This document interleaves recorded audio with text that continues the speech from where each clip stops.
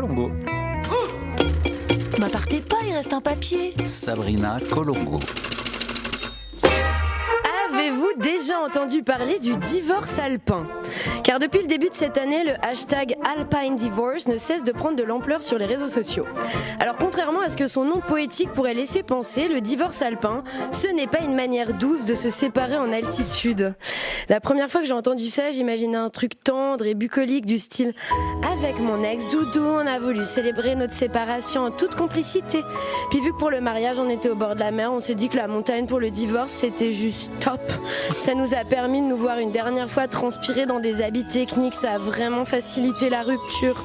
On a vécu notre désamour façon des Alpes. » Sauf que non, ça n'a rien à voir. Et la réalité est bien moins chou.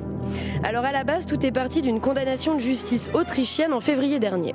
Un alpiniste a été condamné après avoir laissé sa compagne peu expérimentée et mal équipée dans une situation périlleuse en haute montagne. Elle en est morte de froid. What ? Au premier abord, on pourrait croire à un fait divers sordide mais isolé, sauf que pas du tout.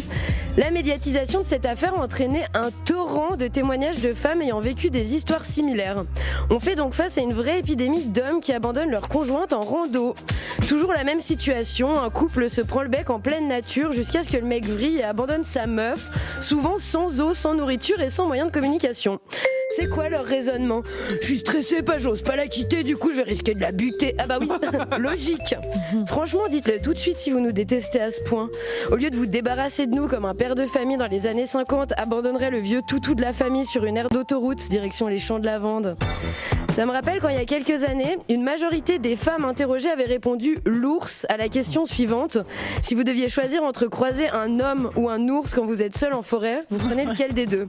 Bah putain, on voit le résultat quand on décide de quand même faire confiance au mec. On se retrouve seul en forêt avec lui puis nous jette en pâture aux ours.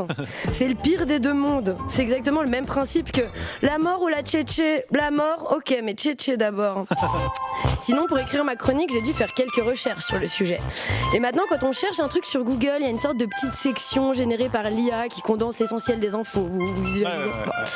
Bah là, la synthèse se concluait par « En résumé, le divorce alpin n'est pas une procédure juridique, mais une manière dangereuse et brutale de mettre fin à une relation. » Et c'est là que je me suis rendu compte que quand à l'époque on disait « Ouais, l'IA va remplacer les hommes », j'aurais jamais pu me douter que ça fonctionnerait même avec l'empathie et le bon sens. Messieurs, faites mieux.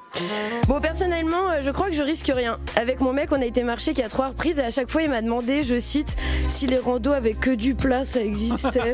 Oh. Bah oui, ça s'appelle une promenade, mon amour. Mais promis, moi je te laisse pas en arrière. Bon, dans le doute, c'est quand même moi qui porte la gourde dans mon sac à dos, hein. La folle la guêpe. Cela dit, si vous tenez vraiment à larguer votre partenaire lâchement, il y a plein d'autres manières originales qui ne menacent pas leur vie. Voici une petite sélection.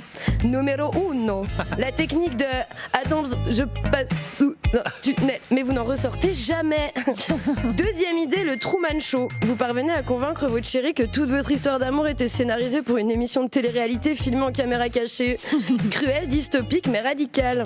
Troisième et pas des moindres, la méthode dite du sosie. Quoi ? Moi ? En couple avec toi ? Ah non, il doit y avoir erreur. Je suis sûrement le portrait craché de ta moitié, mais j'ai rien à voir là-dedans. Bon, sinon, vous pouvez aussi poser vos couilles et lui dire en face.